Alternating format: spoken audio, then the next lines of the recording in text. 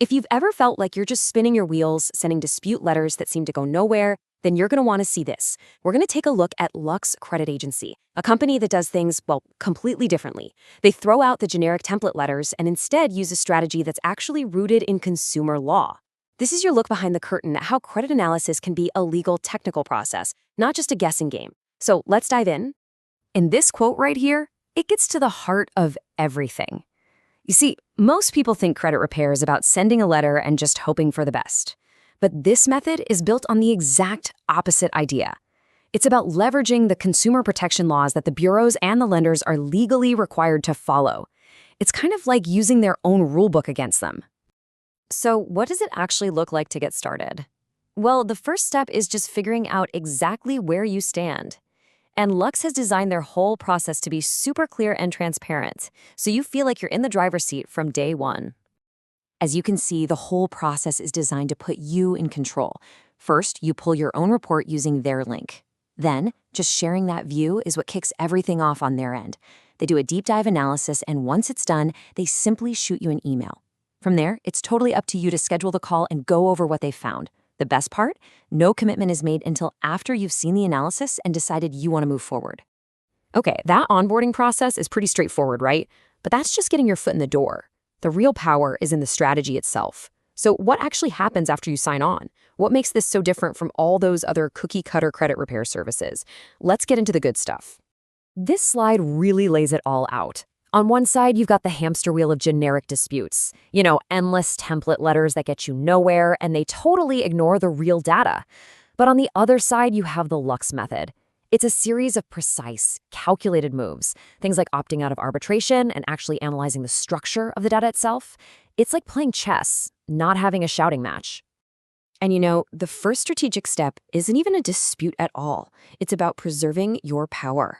By opting out of arbitration, you're basically saying no thanks to handling disputes internally.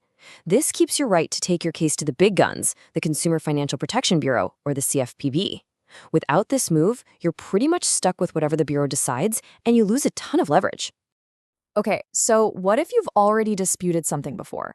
Usually, that's a dead end, right? The bureaus just flag it as previously disputed and ignore you. Well, this is where a specific reset letter comes in.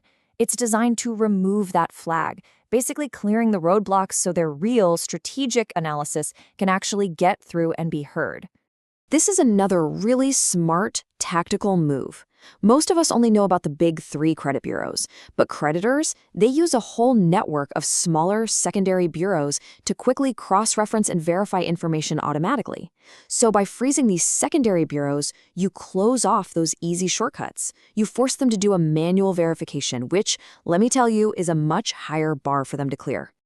So, we've seen this strategic setup, but the real magic is in the analysis itself. It comes from looking at something most people don't even know exists, the actual code behind your credit report. See, the argument isn't, hey, I don't owe this. It's, you aren't reporting this debt according to the law. Big difference. Every single piece of data on your report is communicated in a standardized format, and it's called Metro 2. The easiest way to think of it is as the official programming language of the entire credit industry. And this language has very, very strict rules. If a lender breaks one of those rules, the data itself is non-compliant, period. It doesn't even matter what the debt is. And here's a perfect example of what a broken code looks like. The report shows an account with a $0 balance. So it's paid off. But right next to it, on that same account, it's reporting a late payment. I mean, think about it. It is logically impossible to be late on an account that has no balance. This isn't a dispute about whether you paid on time. It's a factual, undeniable reporting error. And that really brings us to the most important takeaway. The focus completely shifts away from arguing about the debt itself and instead zeroes in on the technical and legal integrity of how that debt is being reported. It's all about finding those compliance errors in the data structure and then using consumer law to demand accuracy. In a system that's built on rules, finding where the rules are being broken, well, that's what changes the entire game.